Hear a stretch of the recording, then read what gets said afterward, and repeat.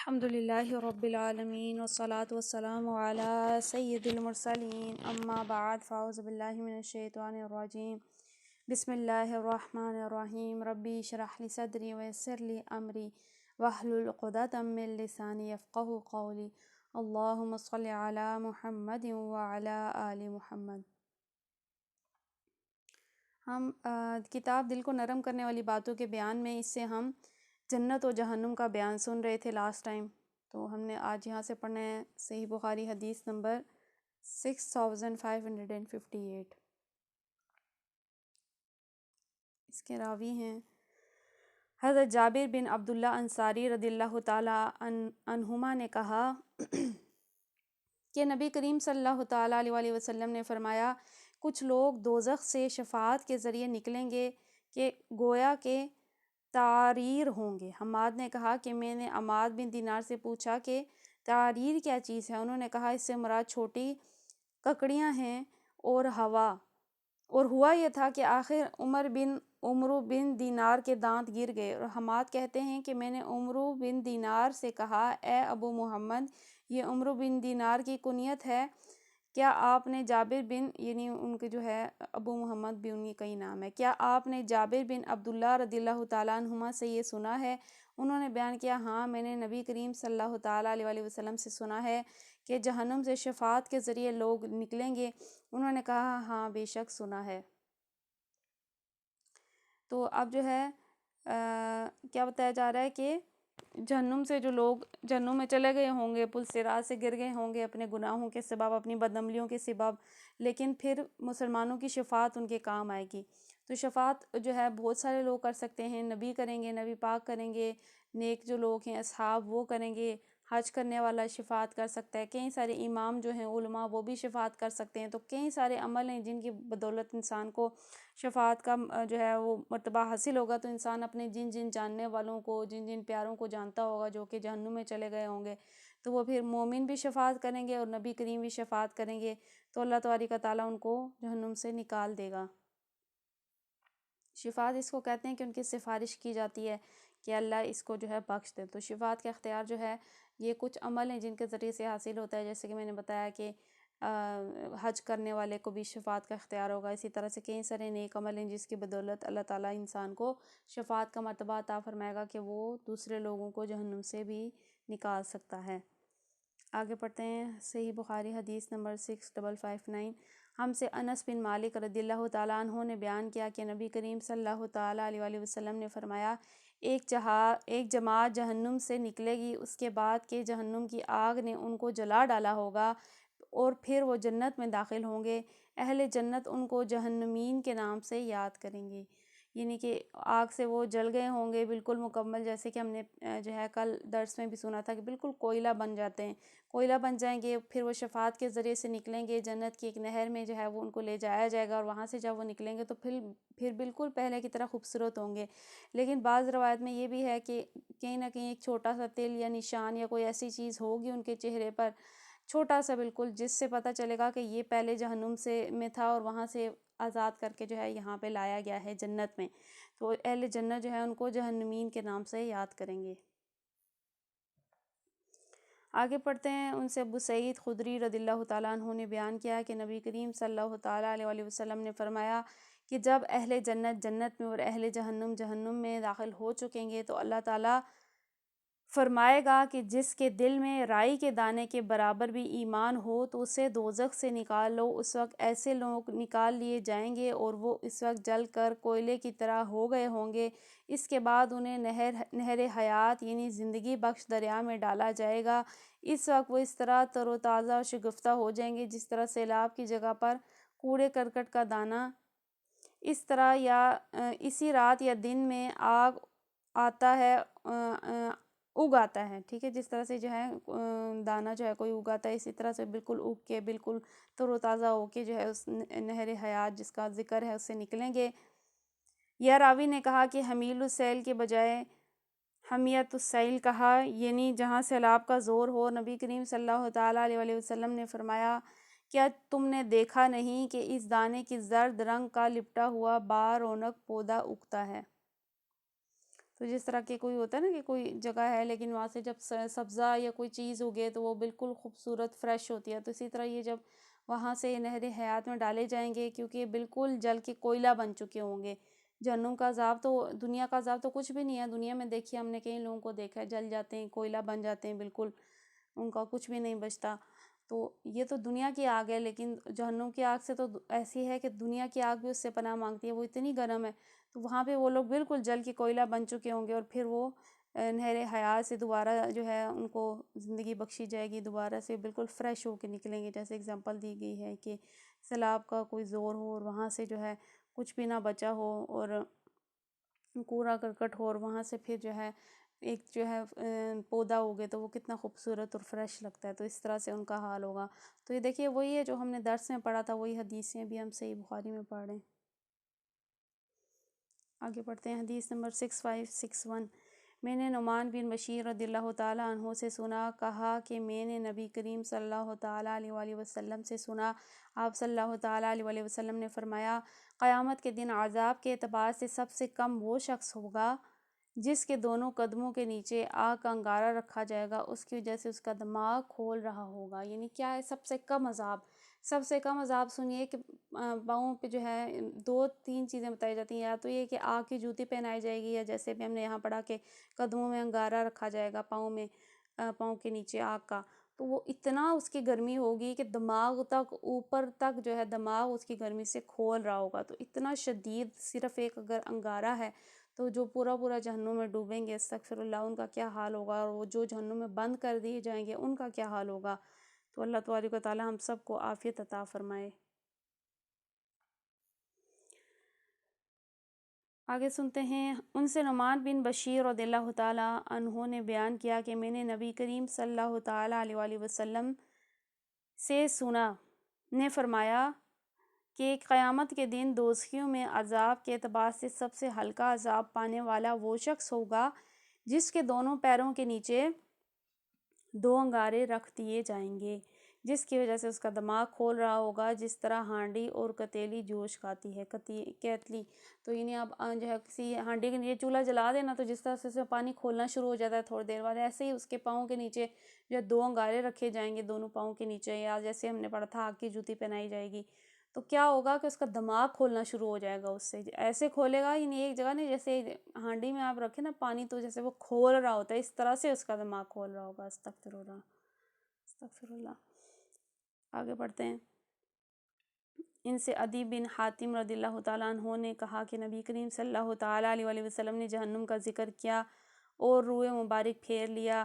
اور اس سے پناہ مانگی، پھر جہنم کا ذکر کیا اور روئے مبارک پھیر لیا اور اس سے پناہ مانگی، اس کے بعد فرمایا کہ دوزخ سے بچو صدقہ دے کر، خواہ کھجور کے ایک ٹکڑے ہی کے ذریعے ہو سکے، جسے یہ بھی نہ ملے اسے چاہیے کہ اچھی بات کہہ کر۔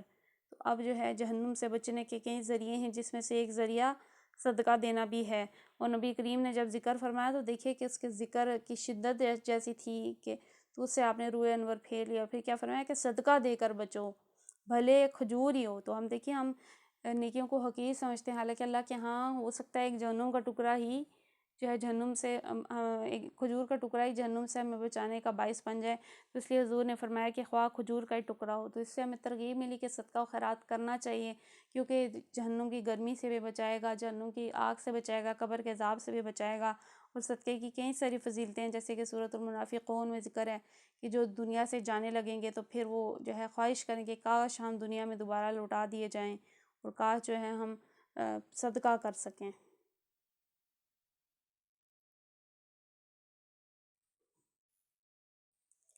تو دعائیں یاد کر لیں ہم نے، یا ہم آگے پڑھ لیں؟ دعائیں یاد کی ہیں کسی نے؟ جو ہم نے کل ایک دعا پڑھی تھی، سجدے کی دعا تھی، بہت ہی خوبصورت دعا تھی، جو کہ ویسے بھی پڑھی جا سکتی ہے صبح و شام میں۔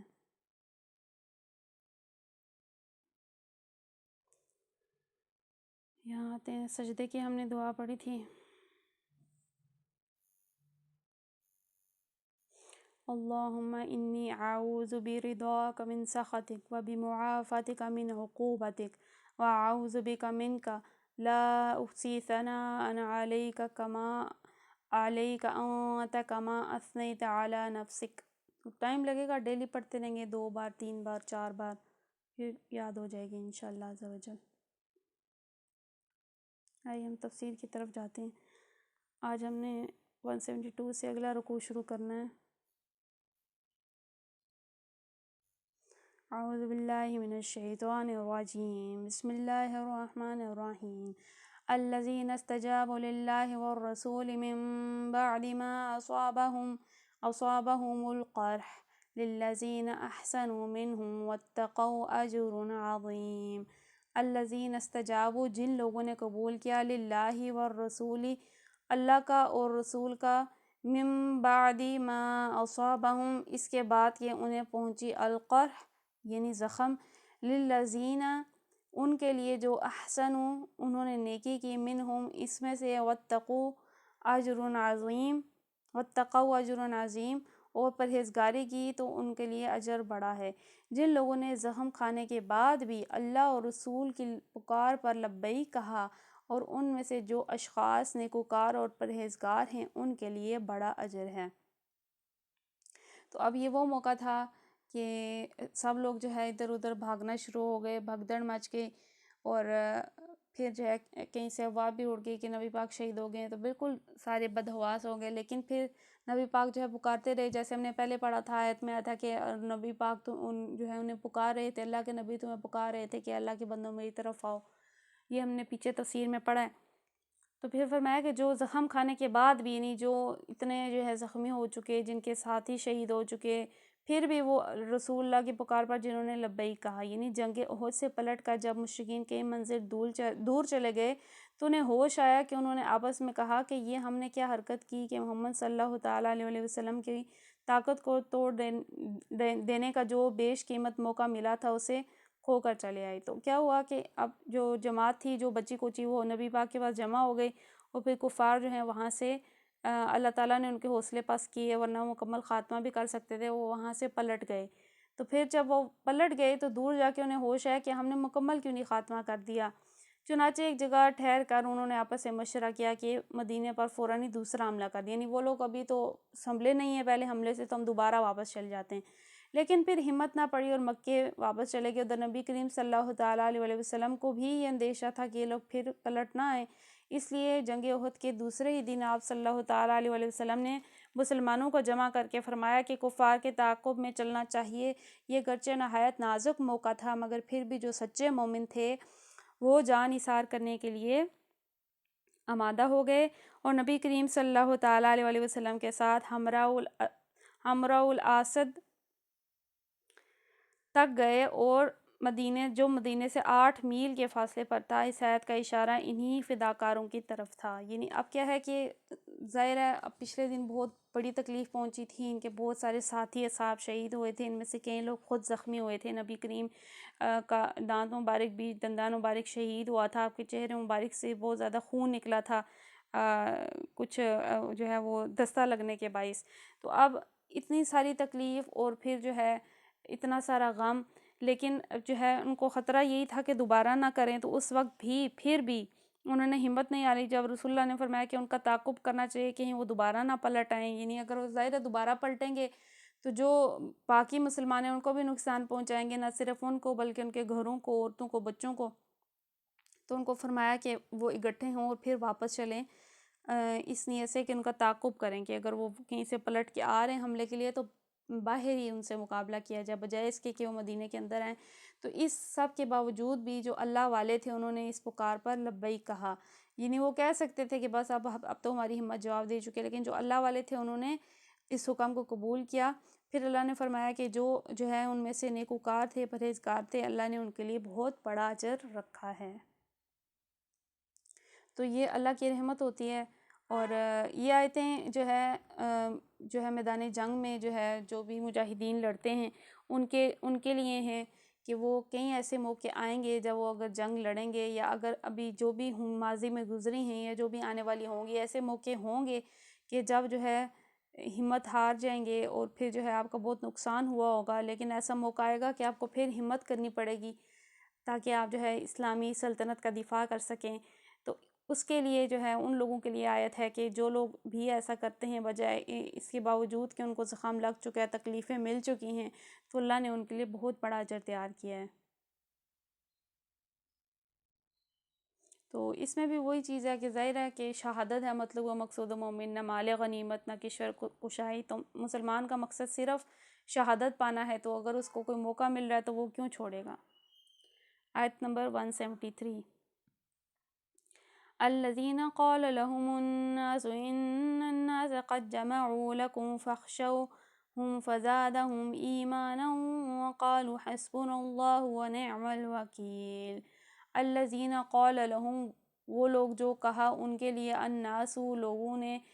ان الناس قد جمعوا کہ لوگ جمع